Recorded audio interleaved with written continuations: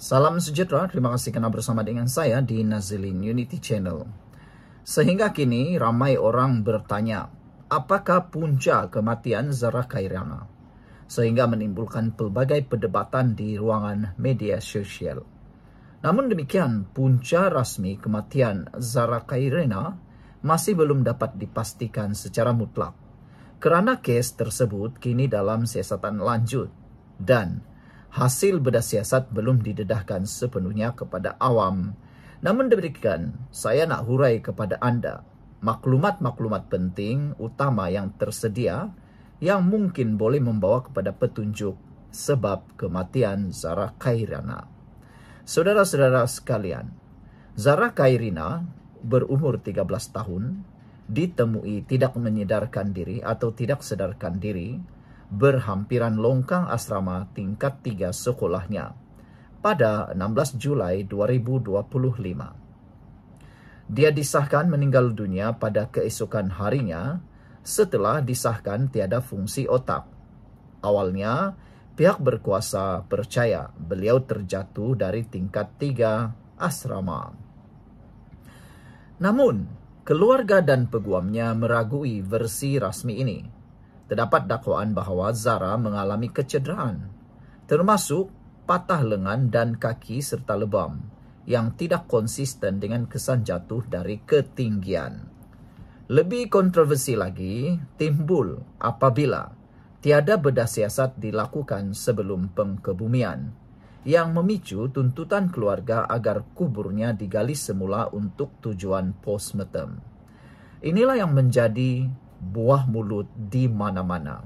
Persoalan mengapa tiada bedah siasat, sedangkan jenayah-jenayah yang lain, kematian-kematian yang lain mempunyai bedah siasat. Ini yang menjadi tanda tanya di dalam media sosial. Sebelum kita teruskan ulasan ini, jangan lupa tinggalkan komen anda dengan tanda pagar solidariti untuk Zara. Tapi sebelum itu, saya kongsikan dulu kepada anda semua ini terapi imun transfer factor for life. Terapi imun yang meningkatkan daya imun badan kita sehingga 400%. Secara umum dan ringkasnya, apabila imun badan kita lemah, apabila imun badan kita jadi bodoh, kita kena penyakit, tak sembuh daripada penyakit dan penyakit berakar di dalam tubuh kita. Tetapi dengan adanya terapi imun transfer factor for life ini, terapi imun yang meningkatkan imun badan kita, mendidik imun badan kita jadi bijaksana, semua akar penyakit dapat dihapuskan di dalam tubuh kita melalui kekuatan dan kebijaksanaan imun tubuh badan kita sendiri. Dapatkan produk ini melalui nombor telefon saya yang tertera dan jangan tangguh-tangguh lagi. Mungkin ini jawapan yang Tuhan sediakan untuk anda semua. Produk ini lulus KKM, diperakui doktor-doktor di seluruh dunia dan di Malaysia, juga halal. Dapatkannya sekarang. Saudara, pada 8 Ogos 2025, pejabat peguam negara mengarahkan eskavasi semula kubur Zara dan dilakukan bedah siasat terhadap jenazahnya. Postmortem ini telah diselesaikan pada 10 Ogos, tetapi hasilnya belum dibuka secara rasmi. Peguam keluarga mengesahkan bahawa terdapat kecederaan pada tubuh Zara, termasuk retak dan lebam.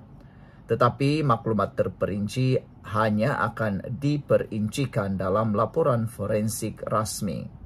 Secara ringkasnya, saudara-saudara sekalian, dari aspek punca kematian awal, situasi terkini disangka akibat jatuh dari tingkat 3 dan belum ada pengesahan punca sebenar kematian beliau.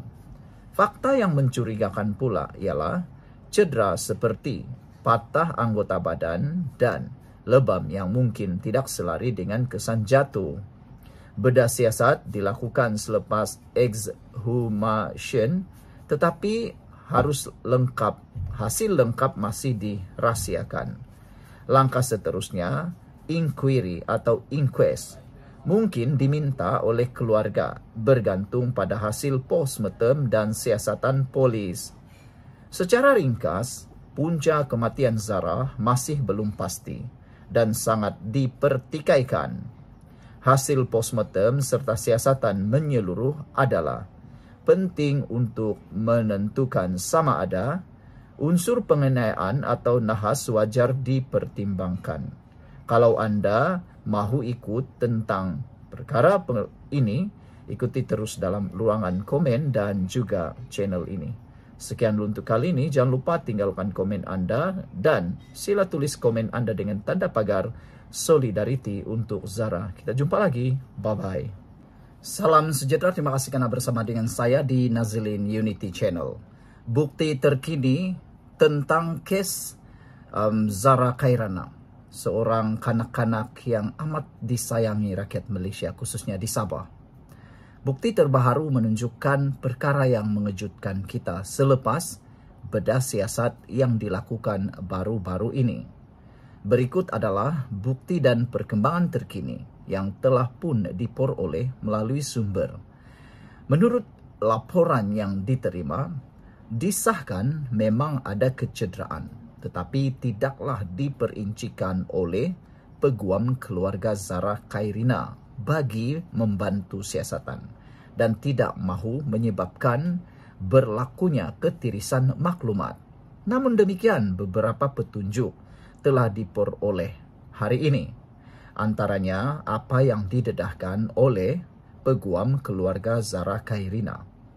Menurut peguam keluarga ini, bedah siasat ke atas jasad Zara Khairana yang dibedah semula telah memakan masa selama hampir 8 jam. Mereka mengesahkan bahawa terdapat tanda-tanda kecederaan yang ditemui, namun butiran lanjut hanya akan didedahkan selepas laporan perubatan rasmi dikeluarkan. Namun demikian, isu dan spekulasi tentang kononnya Zara Khairana dimasukkan dalam mesin basuh telah pun disahkan palsu. Tiada bukti menunjukkan bahawa arwah Zara Khairana dimasukkan di dalam mesin basuh. Bahkan peguam kepada keluarga itu juga telah mengesahkan itu hanya spekulasi, dan pihak polis juga MCMC juga telah pun menangkap, menahan dan menyoal siasat pemilik kepada Facebook page yang mendakwa Zara Khairana dimasukkan dalam mesin basuh. Semua itu adalah penipuan dan fitnah belaka. Selain daripada itu, rakaman suara juga telah mula tular membabitkan bukti yang penting. Dalam rakaman suara yang tular di media sosial, Ibu Zara menyerahkan telefon bimbit anaknya kepada pihak polis sekitar 7 Ogos. Telefon itu dipercayai mengandungi rakaman perbualan suara antara ibu dan Zara yang mungkin memberi maklumat penting tentang keadaan emosi dan kejadian sebelum kematiannya. Sebelum kita teruskan ulasan dan juga pendedahan penting pada hari ini, jangan lupa tekan butang subscribe dan sila tinggalkan komen anda dengan tanda pagar solidariti untuk Zara. Sebelum itu, saya kongsikan dulu kepada anda semua. Ini terapi imun transfer factor for life. Terapi imun yang meningkatkan daya imun badan kita sehingga 400% dan mendidik imun badan kita menjadi sangat bijaksana.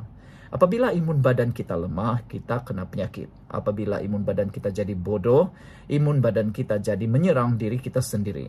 Apabila imun badan kita jadi lemah dan bodoh, ia tidak akan menyembuhkan kita daripada penyakit, bahkan menyebabkan kita juga sengsara.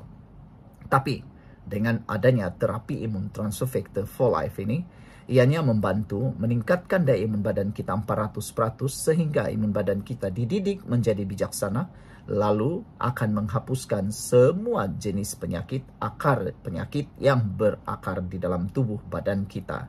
Terapi imun ini adalah halal, luar biasa, dan juga diperakui oleh dokter-dokter di seluruh dunia, juga lulus KKM. Dapatkannya sekarang melalui nombor telepon saya yang tertera. Ingat, mungkin ini jawaban yang Tuhan hantar untuk menjawab doa anda selama ini. Saudara-saudara sekalian, lebih menarik lagi, kali ini exhumation secara rasmi dan siasatan telah dilanjutkan. Arahan untuk menggali semula kubur telah dikeluarkan oleh pejabat peguam negara. Proses bedah siasat dijalankan dengan penuh dokumentasi dan pengawasan polis, dan kini berada dalam fasa penyediaan laporan forensik yang akan diserahkan kepada pihak berkuasa. Secara umumnya, ini adalah tuntutan rasmi, examination dan inquest. Pasukan Peguam Keluarga telah membuat 4 permintaan rasmi kepada pejabat peguam negara, termasuk pemindahan semula siasatan ke Bukit Aman, bedah siasat kedua dan pengisytiharan inquest bagi menentukan unsur jenayah dalam kematian Zara. Secara ringkas dan implikasinya, bukti dan perkembangan kecederaan fizikal, penjelasannya ialah telah ditemui semasa bedah siasat tetapi butiran menunggu laporan rasmi.